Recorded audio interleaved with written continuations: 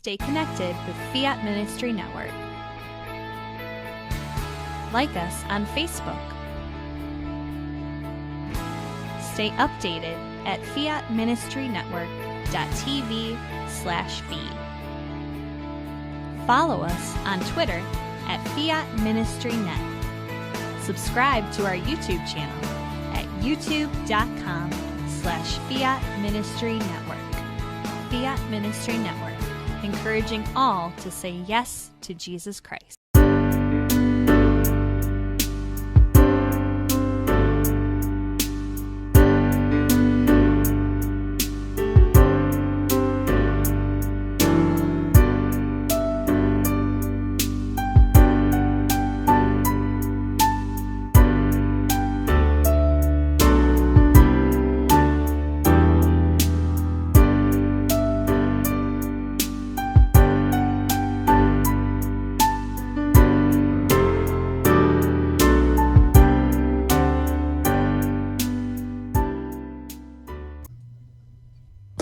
Hello, everyone, and welcome to Hungry for More, episode 29. It's hard to believe we've gone this far, but I'm sure Our Lady wants it, the Saints wants it, and you, the listeners, want it, because you keep coming back for more.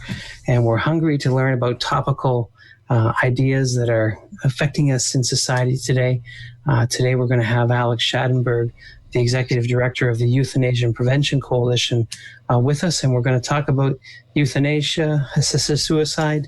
We might even talk a little bit of hockey, the weather, the election results in Canada, and the elections in the USA, all these good things. But we need to begin with prayer. We always start with a beautiful prayer from St. Teresa of Avila, and so I'll ask my producer, Kent, to bring it up on the screen, and so we'll do this.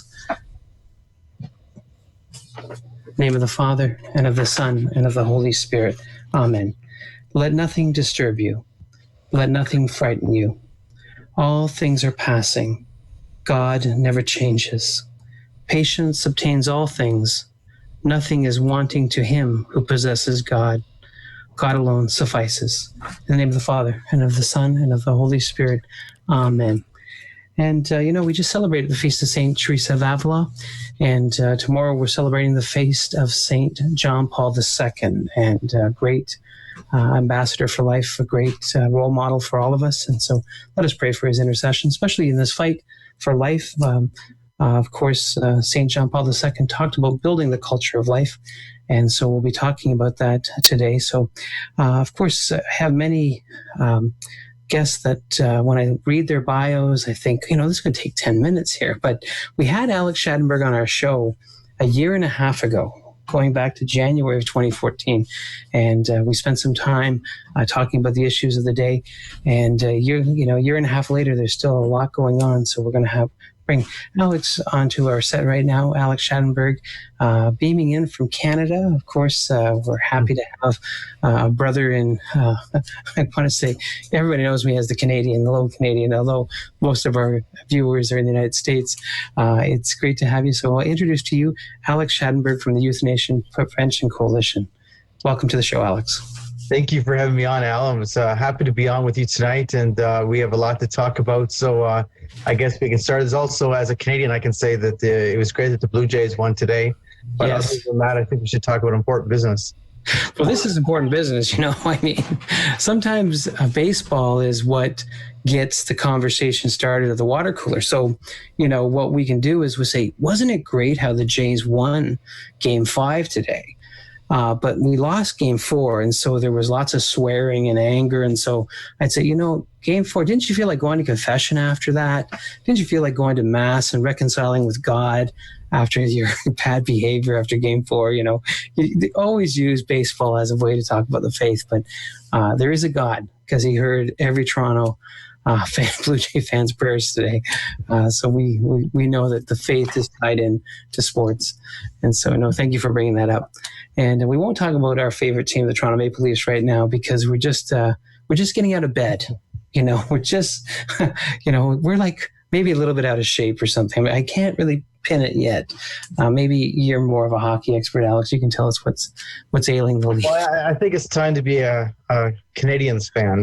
Montreal's got the team, and I think they're going to go so all the way. And you used to be a Habs fan there, Al. But I think we should talk about business rather than hockey. All right, let's do that. Yeah. Okay. Just for those who, of course, we had over 1,500 views of our show a year and a half ago. We were in the Joe Miller Unplugged show. Was filling in as a guest host, and lots of people watching that video. So for those who didn't see that video, maybe you could introduce yourself to our audience. Where you came from, how you got involved with this cause, and bring us up to date. Well, I've been the executive director of the Euthanasia Prevention Coalition since its founding in 1999. But I've also tried to work internationally because there's actually sadly very few of us internationally who are taking leadership on the issues of euthanasia and assisted suicide to protect vulnerable people as they're nearing the end of life or as they're going through very difficult times of their life. So I've been actually at this for almost a lifetime, you could say, and I've become an international leader. I'm an author. I've written a couple books, as well as I have the world's #1 blog on these issues, whether I like it or not. I have thousands of followers, and it's important that we are constantly informing people of all the different stats and information. And that's really what I'm doing, as well as fighting the battle here in Canada and worldwide. In the U.S., though, the battle has really become very severe. In Canada, I think I should deal with the U.S. first. California just recently passed the assisted suicide bill, and it was signed into law by Governor Jerry Brown. And I know a lot of people thought that Jerry Brown, being a former Jesuit, was going to veto the bill, but he didn't veto the bill, and in fact he passed the bill, flaws and all. It's a very dangerous bill, very similar to Oregon with a few other flaws. Nonetheless, the fact of it is if California actually starts having legal assisted suicide, that will make things very different in the U.S. And I'm extremely concerned because California is such a large state with such a lot of influence on the U.S. What's very interesting is there are a group of people who are trying to still get this reversed. And what they're doing is they're starting a signature campaign. There's a group called Seniors Against Suicide that challenged the law. And in California law, a bill that's passed, you have 90 days after a bill that's been signed into law. You've got 90 days to collect 365,000 signatures to get it on the ballot. And so that's what they're doing right now. They're working to collect 365,000, I guess it's 365,800 signatures they need in order to get it on the ballot for next year.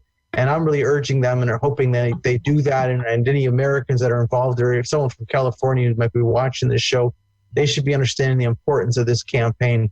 There's several big things to this campaign. The one thing is that other plebiscites have been defeated. Like in 2012, in Massachusetts, the assisted suicide lobby launched an assisted suicide plebiscite or referendum. It was on the ballot, right? The ballot initiative in Massachusetts. And the polling looked terrible for us. I mean, literally 8 weeks before the vote, we were down massively. The other side was polling at 69% that support for assisted suicide in Massachusetts. But on the voting day, we won 51-49.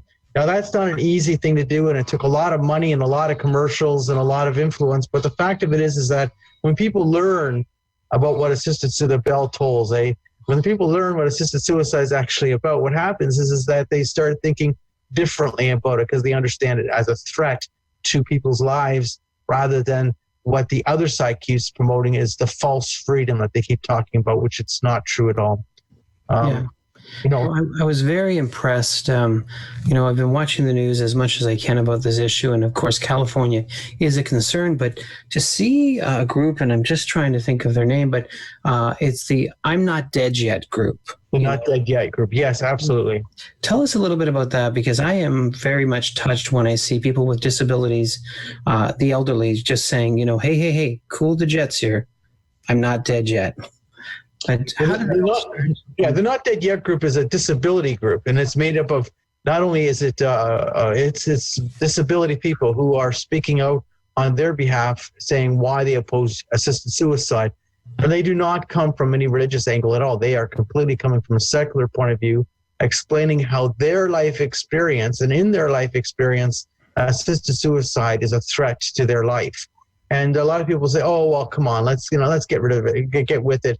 People aren't actually going to kill you and the rest of it. And they're saying, well, wait a second, let's think this through. In their life experience in the US and also in Canada, their life experiences, a lot of people already question their right to receive medical treatment. You know, I was just several years ago, I don't know if you ever met this guy, Al, but there's this guy in Toronto who was born with this, dwarfism.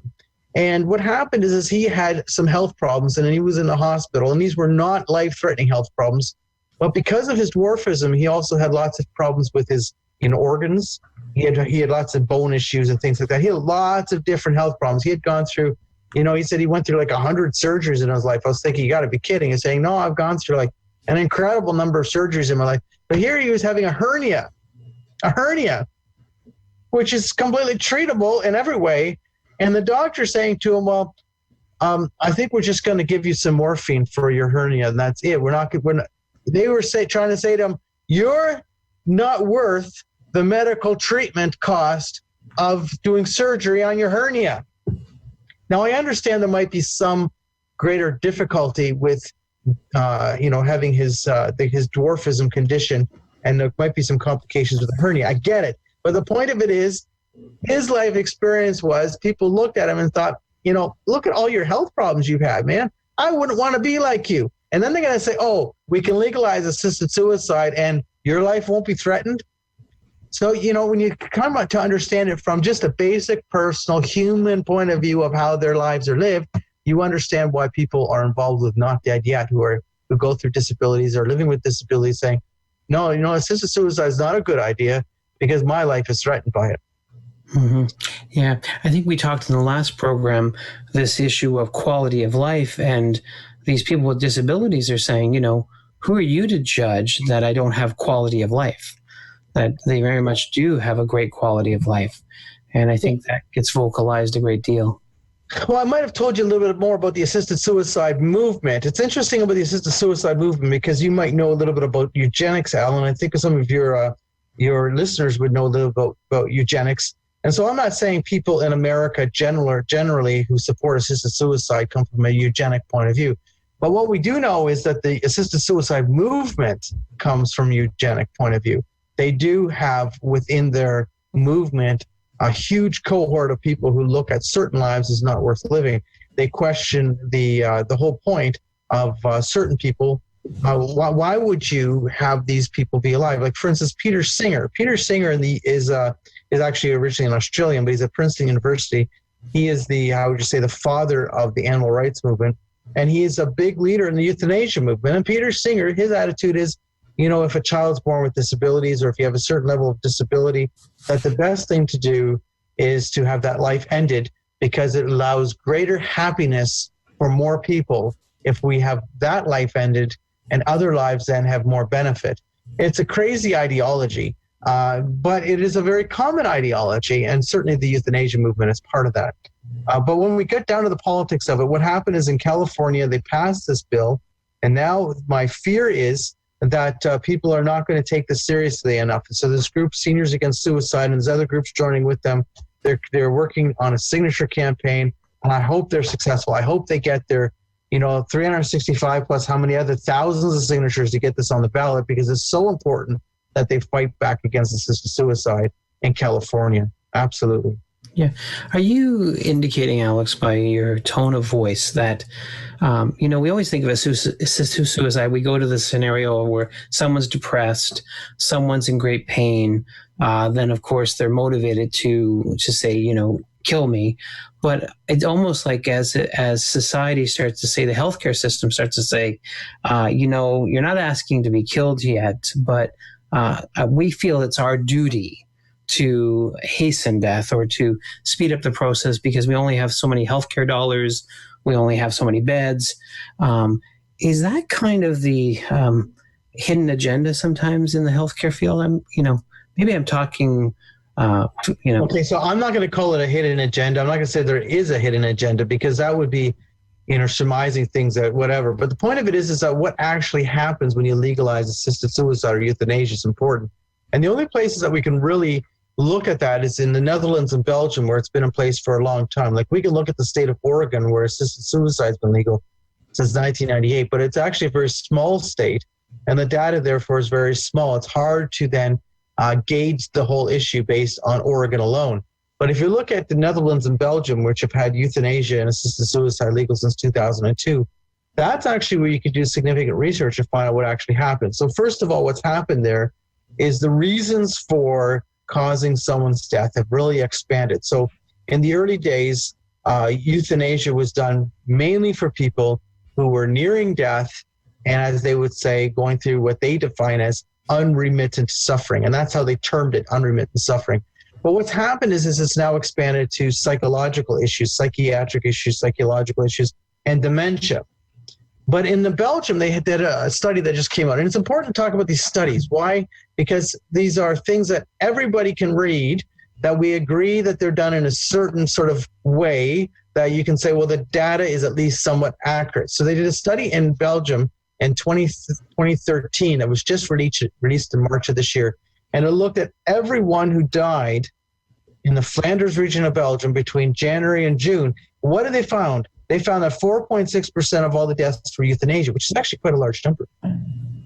But they also found that 1.7% of all deaths were hastened without request. So what you have is you have this cultural now acceptance of, yes, we'll do euthanasia in large numbers, but sometimes you have somebody who has got coma, dementia, they're incompetent, they have a health condition, and so they're incapable of requesting death. But, well, I guess they wouldn't want to live this way anyway, and they cause their death. So you would say, but Alex, how did they find this data? You're telling me that doctors that are admitting that 1.7% of all deaths are hastened without request. So how they got the data was they sent out questionnaires based on everyone who died.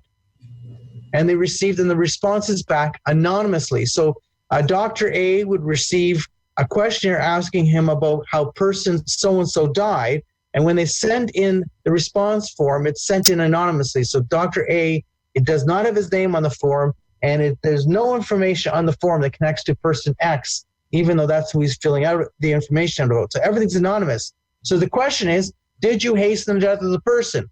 And they check off the box. Yes. Then the question is, did they request it? It's either yes or no. And in 1.7% of all deaths, they marked off, no, there was no request. Significant, huge data. Now, does that happen in America? Well, we know anecdotally of stories that this is happening in America. We know it happens in Canada from anecdotal stories, but it's not what you call common. Now, let me put something even further to you. In Canada and the U.S., euthanasia is illegal. Now, in Canada, pretty soon that might be not the case. I'm very, shocked by where we're going. I'm very, very upset, and we can get into that in a few minutes. But the point of it is in the U.S., euthanasia itself, euthanasia is lethal injection. We kill you intentionally, lethal dose. Assisted suicide is when we provide somebody with a lethal dose and technically they take it themselves. You see the difference. Anyway, in the U.S., so therefore, if a doctor in the U.S. were to intentionally kill somebody with or without request, the repercussions could be massive. They could be charged with murder. In Belgium, if they do so without request, what have they done? They haven't broken the law. What they've done is they just didn't follow the rules of the law. Killing someone is not illegal. Killing someone for mercy is not illegal. Killing someone who is defined as suffering, however you might want to define it. Remember, that's subjective. People can say anything they want to me, but if you read the law, it's a subjective criteria. It's not objective. It's written out. Do I find my situation it's all about if I want to die, right? And then it's all about the doctor deciding. So let's get back to it. So if the doctor killed me without request, all they did is break a rule of the law, Al. It's just a slap on the wrist. It's what they're getting. It's ridiculous. But that's where the culture moves when you allow it. And as I say, also reasons have really expanded. So now you have euthanasia for psychiatric conditions. Last year in the Netherlands, 41 people were officially euthanized for psychiatric reasons. Wow. Yeah, and no repercussions to the doctors at all.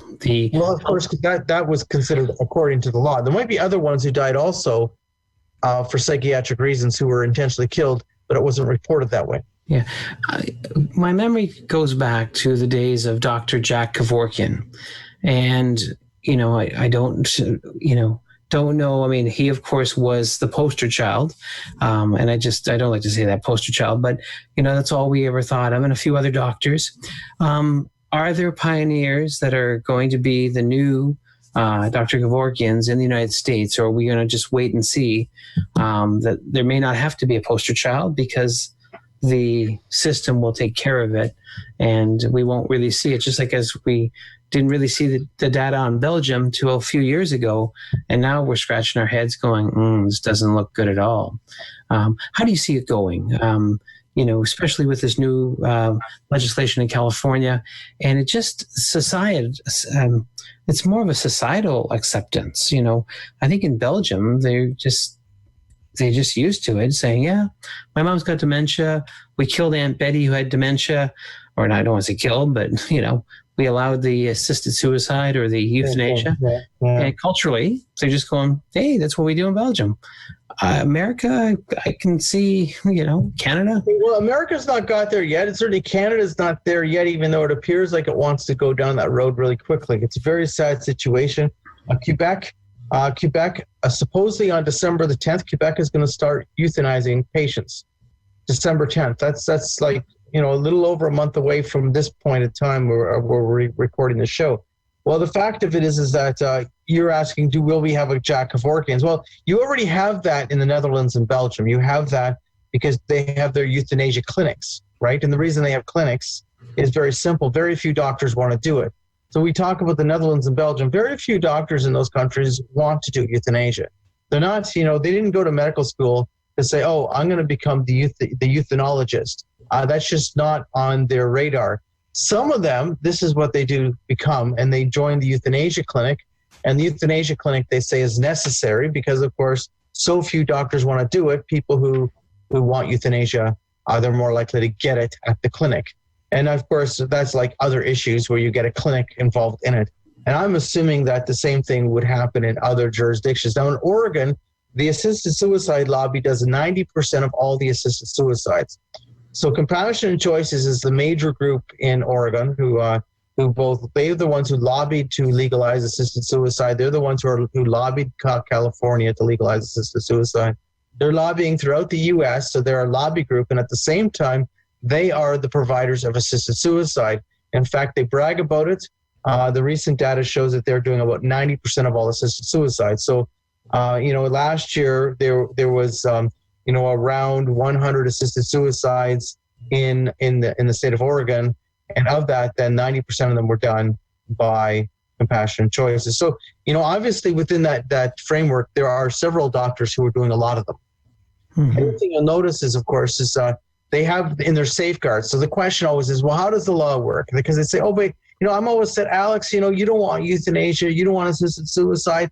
That's fine, but I want it, so don't impose your morality on me. That's what I'm always getting. They say, oh, don't impose your morality on me. And I turn back to them and I say, well, wait a second here. If you're talking about giving doctors the right and law to cause my death, then how are you going to protect me? Right? So then they say, oh, don't worry, Alex, we're going to have safeguards in the law. So let's talk about how the law works. How the laws work in every major jurisdiction, so that's Oregon, Washington State, the Netherlands, Belgium, Luxembourg, is the person might ask for euthanasia or assisted suicide. That's true. That's the request. But then two doctors must agree to it. So what's happening is then it's the two doctors who are actually deciding. The first doctor examines you and says yes, and then the second doctor examines the medical file or discusses it with the doctor and agrees that this is the right reason. So when you get a situation such as this guy who died in Switzerland by assisted suicide, his name was Pietro D'Amico. He was a wealthy man from Italy. He paid the big money. He died by assisted suicide in Switzerland. And then they did an autopsy. What did they find? He supposedly had cancer. Supposedly he was terminally ill. What did they find? They found he had a wrong diagnosis. I thought that they had oversight. I thought the doctors examined the patients. No, all they did It was they received a medical record saying he's been diagnosed with cancer, and they said, oh, well, then it's okay. We can do this. Once you're dead, of course, it doesn't matter that you had a wrong diagnosis because you're not coming back from being dead. It's not happening. You are dead. Now let's go further. So 2 doctors must decide. Well, in Oregon, 90% of the assisted suicides are done by the Compassionate Choices group. Do you think the second doctor is not on the list of the Compassionate Choices doctors? Well, they always are. What happens is Dr. A approves the assisted suicide, and then they go to the trusty Compassionate Choices pro-assisted suicide list, and they call a doctor, and he signs off. Done. It's not a safeguard. There is no safeguard. And then what happens is after you're dead, they send in a report. And this is supposedly going to be a safeguard. This is going to protect me, that the doctor must send in a report after I'm dead. I don't think that's a safeguard. That's like Al Smith is dead. Now, he might be dying with the Leafs losing every night, but I mean, Al Smith's dead, and then the doctor who did the act sends in the report. Now, I ask you the first question. It's a self-reporting system. Doctor who caused your death sends in the report. Is the doctor who caused your death going to say, we killed him because he's still a Leaf fan and it didn't make any sense, he must have been mentally ill? Or, I shouldn't be joking about it because, in fact, it's not funny. But the fact of it is are doctors going to self-report abuse of the law? And the answer is no. On top of it, you're dead already. So even if there was something in the report that makes people look at it and say, oh, this probably shouldn't have happened, you're not coming back. The mistake's been made. You're dead. These laws are all designed for what? To protect the doctor, so the doctor feels confident that they can kill you without having a problem. The laws are not designed to protect you. Mm-hmm. Now, tell me, and I just want to give a cross-section here. Like, we know in the United States and Canada, there are abortion clinics, okay? You want an abortion, you go to the abortion clinic or the local hospital. So do you see in America and Canada these, what I call these assisted suicide centers, just as you would have a Planned Parenthood center? Is that the direction that you think they may go? That there'll be actual centers, or will this be all done in hospital, in the institutions that we know and love? Where do you see, if it gets worse, is that how you envision it?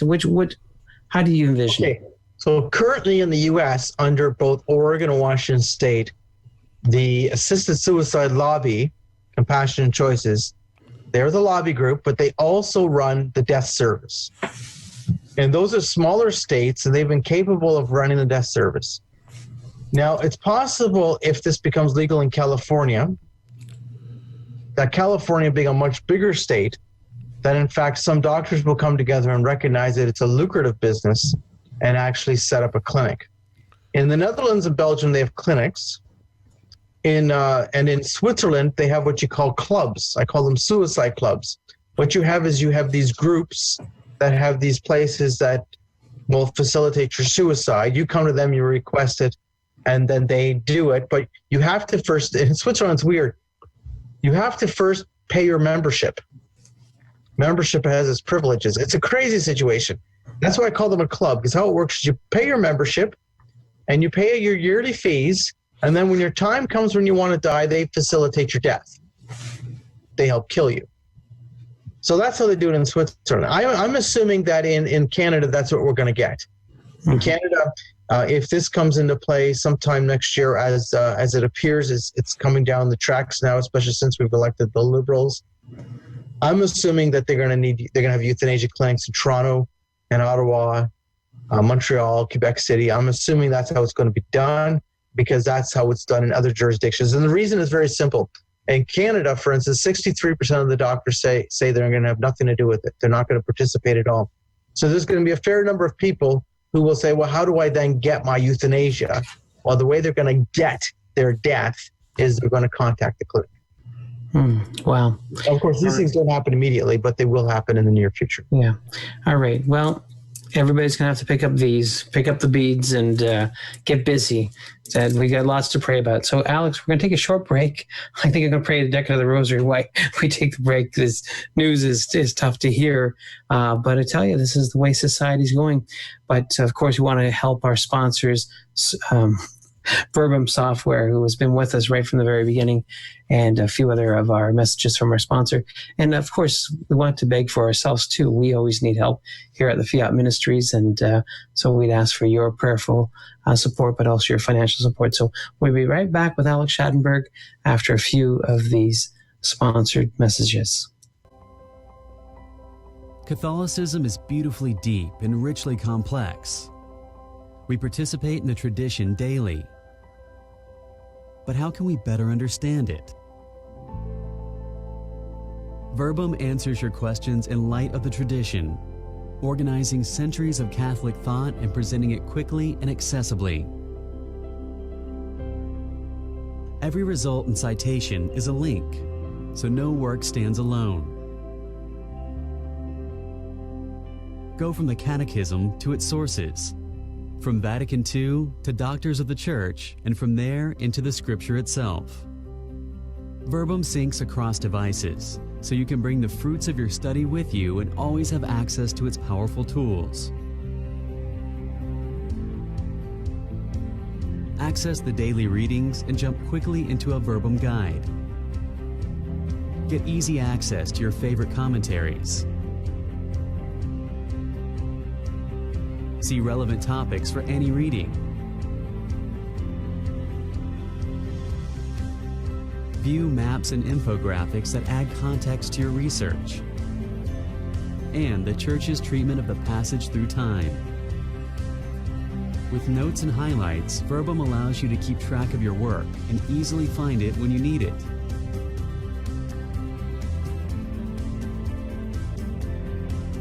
Verbum gives you unparalleled access to the tradition and helps you study with the mind of the Church.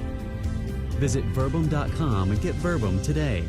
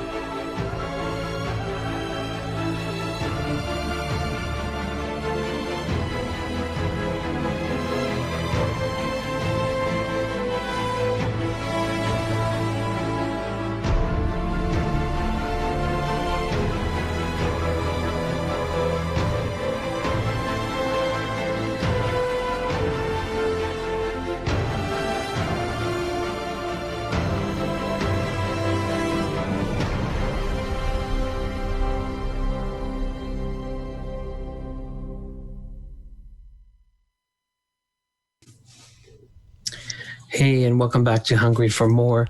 Your host, Al Smith, here with my guest, Alex Schadenburg from the Euthanasia Prevention Coalition. And boy, we got lots of praying to do. This half hour has been very informative with Alex and talking a little bit about what's going on in America and in Canada. Of course, what's been going on in Europe for many, many years.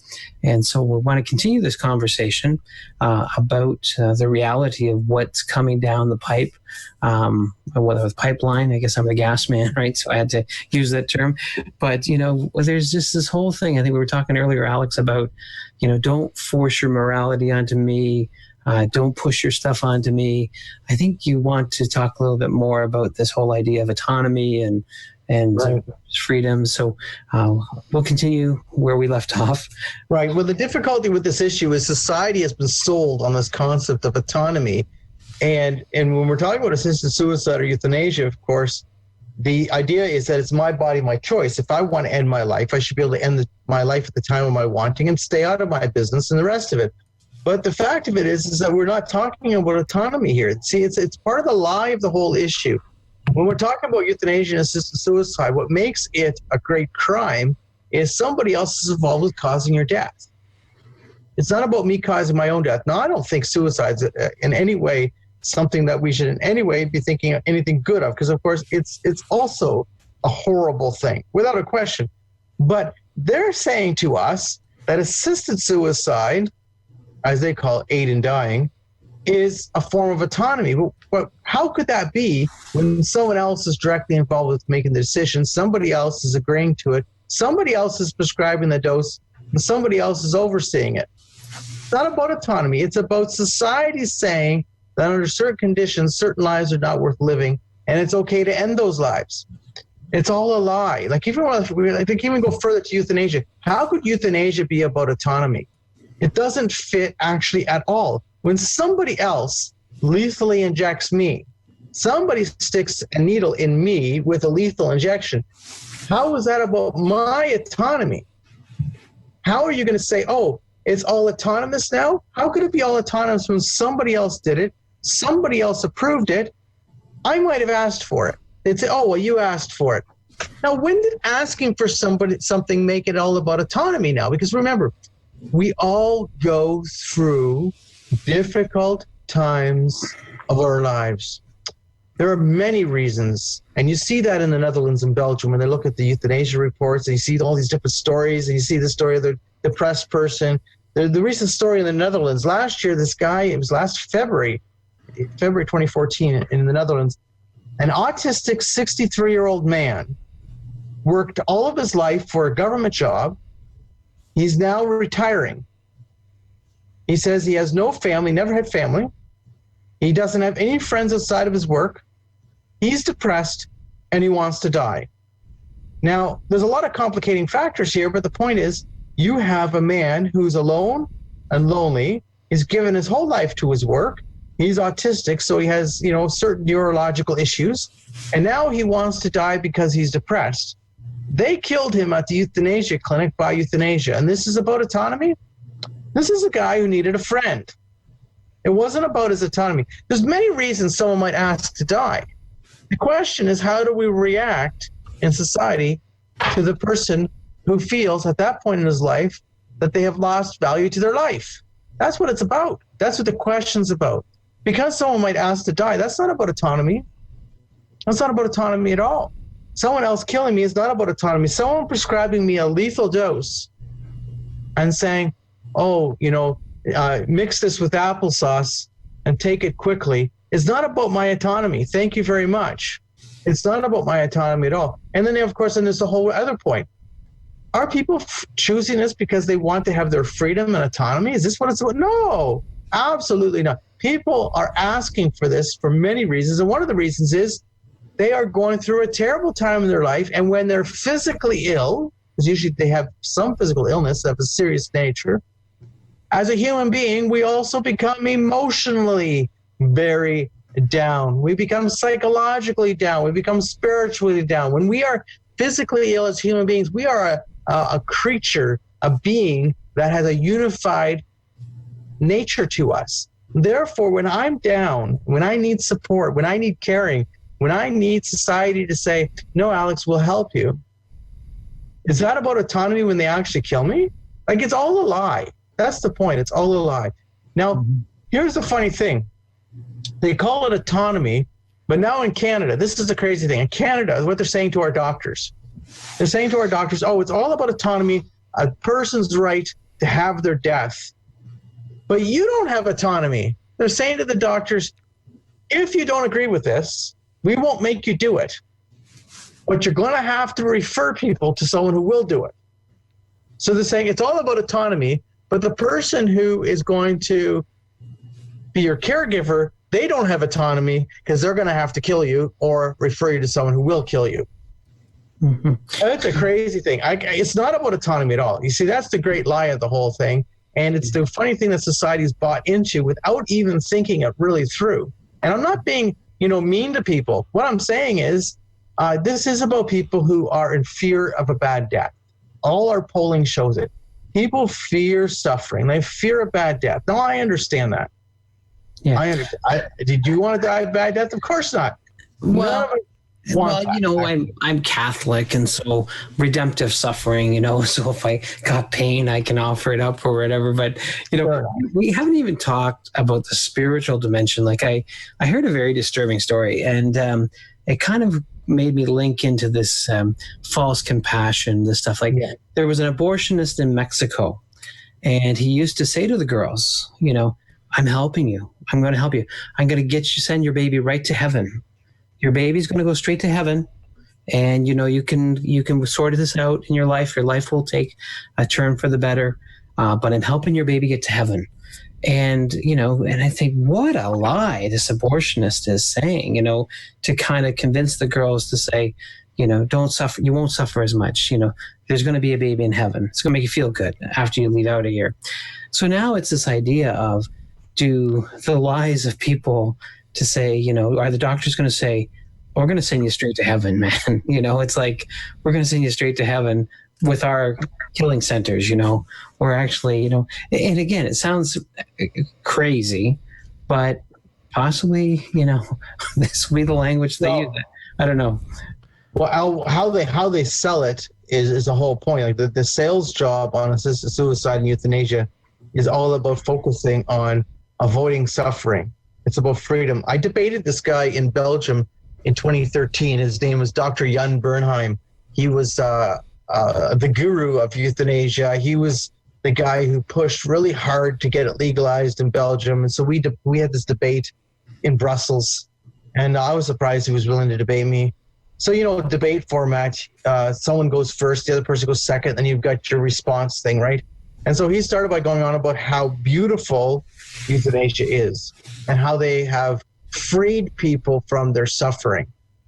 And, the crazy thing is he actually believes that. And then I got up there and I started talking about, I went through all the data and all the stories about what's happening in Belgium. So he didn't argue with anything I said, because everything I said, I only took on the scientific data and the real stories of the abuse of this. And he gets up after I'm done. And the first thing he says is, well, there are problems with the Belgium euthanasia law. And my microphone was still on, and I said, cold comfort for the dead. The fact of it is they say this is all about freedom and this is all about relieving suffering. We can relieve suffering through love and caring for people. We can care for people's pain.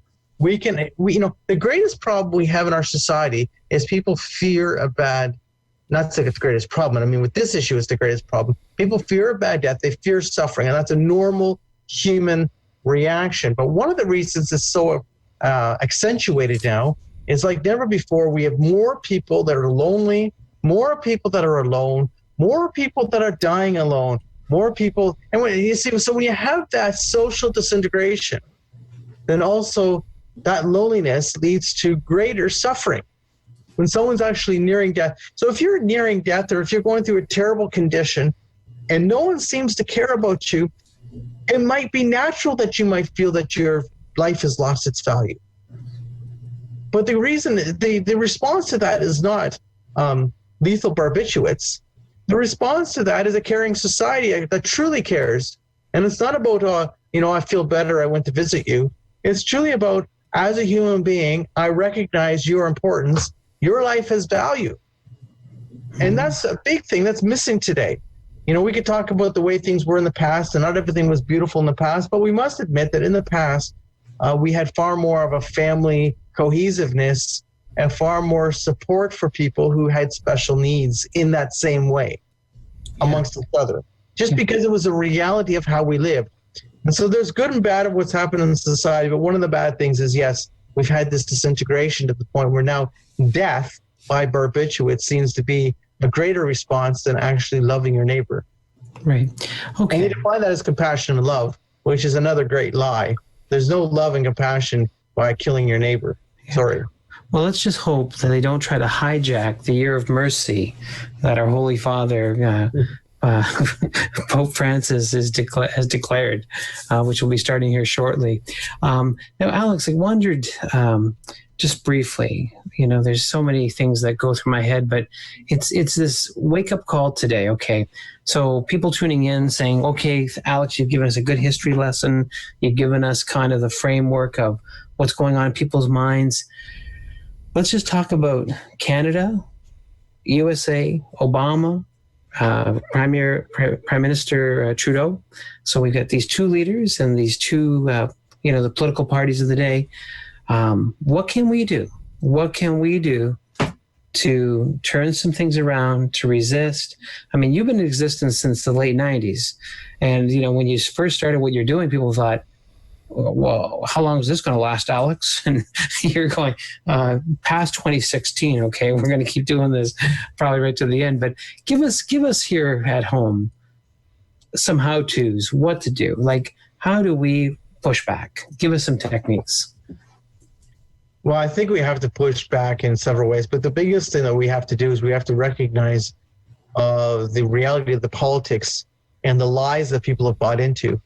By understanding the reality, I think, and I mean, people say, "Oh, Alex, it's depressing." Well, no, we understand the reality first, and then we respond to the reality in a clear, understandable way. The fact of it is that people of faith, we must be the salt and light to the earth. We must be. We must stand up and say, this is not the way you treat people. We treat people by love. But you see, the problem also in that same sense is that there's not enough people who are truly, truly, truly caring in such a way and living out their life in such a way that it's visible that they care.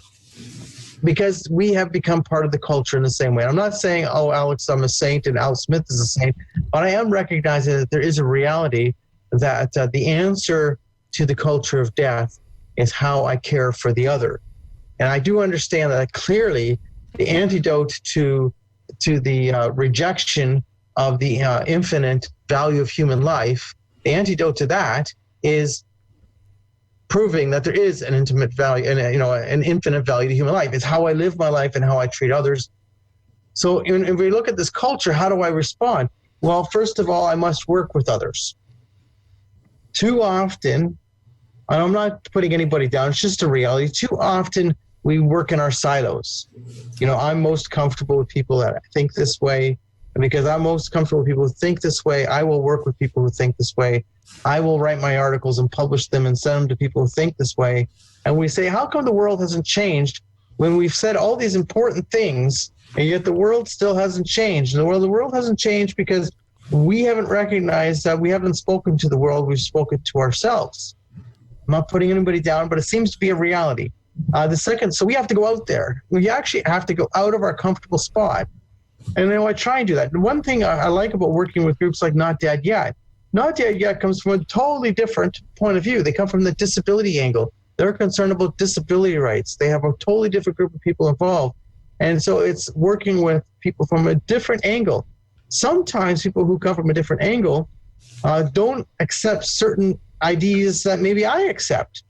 And I have to recognize that. So to work with them in coalition building, working with others, I have to recognize that sometimes I don't say certain things and I don't act certain ways, and we work together where we agree. So that's important politically, to work in coalition, to go out there, work with others who I don't agree with necessarily. I may agree with them on most things, or I may not agree with them on a lot of things. It doesn't matter. So it's a bit of a humbling experience. But we as people of faith, we need to go out and we need to be the difference to the world. So we like to talk about it, but very few of us do it. For instance, I'll give you an example. There's this Dr. Simone in Toronto. The man runs this group called Canadian Food for Children. He's a doctor. He could be living an amazing, comfortable life as a physician. And instead what he's done is he's spent his life raising money, collecting food, collecting things for people in the third world and making sure it gets to them. And he goes there and he's a loving presence. This man is an amazing man. Unbelievable. And, you look at that and you say, whoa, I can really learn from him. In fact, I look at that and say, what do I take away from this? There's like, we as Christians have to say, well, what I should be taking away from this is, how can I change to be more like somebody who truly is following their faith in a more, a greater example. So the fact is, I recognize my weaknesses, and we all must, be introspective and recognize that if we're going to change the world, we change ourselves, and then we go out into the world. We don't stay here talking to each other, as much as I like my buddy Al Smith. We talk to others. We get out there. Is that easy to do? That's the hardest thing. Like, that's the hardest thing we can all do. Yes. Even in Midland, that would be hard. I know.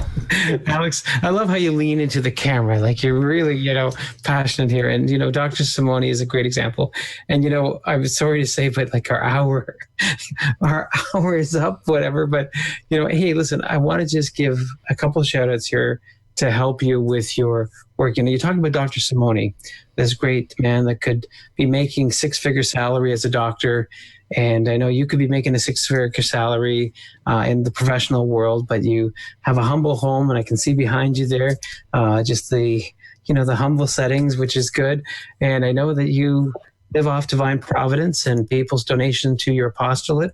Tell everybody again about your blog, which of course is part of your program of Speaking to the World, and where people can get in contact with you and donate those thin dimes wrapped in green $20 bills. So anyway, I'll leave that with you. Go ahead, Alex. Well, the Euthanasia Prevention Coalition is easy to find. It's epcc.ca.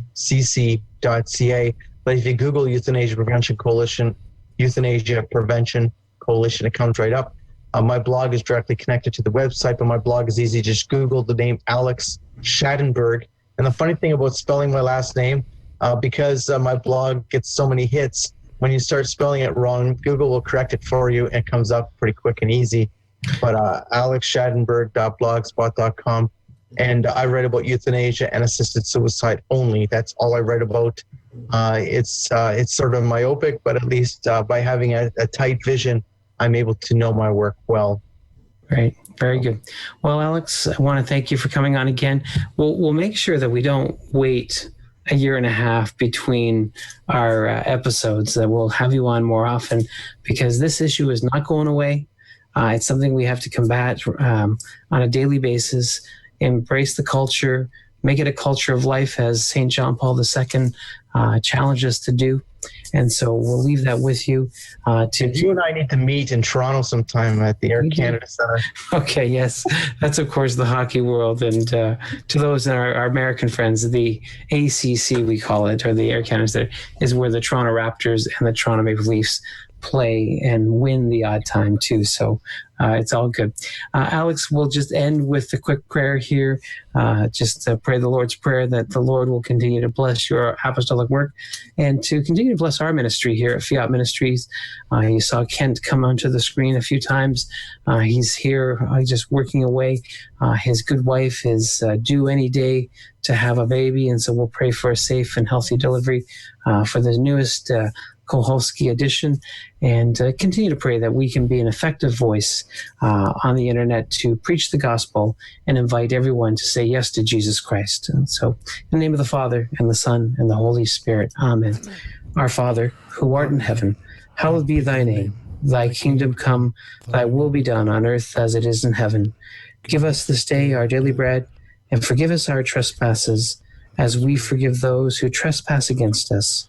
And lead us not into temptation, but deliver us from all evil. Amen.